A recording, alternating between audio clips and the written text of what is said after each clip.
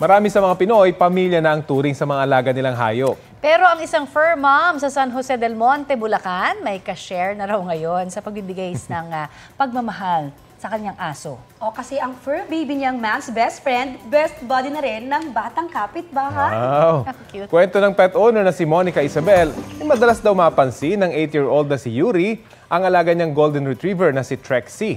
Nagtatanong daw lagi ang friendly neighbor kung pwede niyang makalaro ang aso. One day, isang araw, pinayagan daw ni Monica na mag-bonding ang dalawa. Doon na nagsimula ang awesome relationship ng bata at ng aso. At ngayon, pamilya na rin daw ang turing nila kay Yuri. Kasama na rin po nila ang bata sa kanilang adventure trips, mapa-beach man yan o kaya hiking.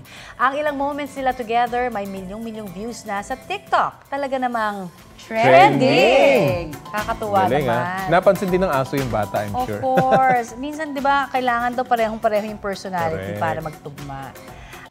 Kapuso, para sa mga maiinit na balita, mag-subscribe sa GMA Integrated News sa YouTube. Sa mga kapuso naman abroad, subaybayan nyo kami sa GMA Pinoy TV at sa www.gmanews.tv.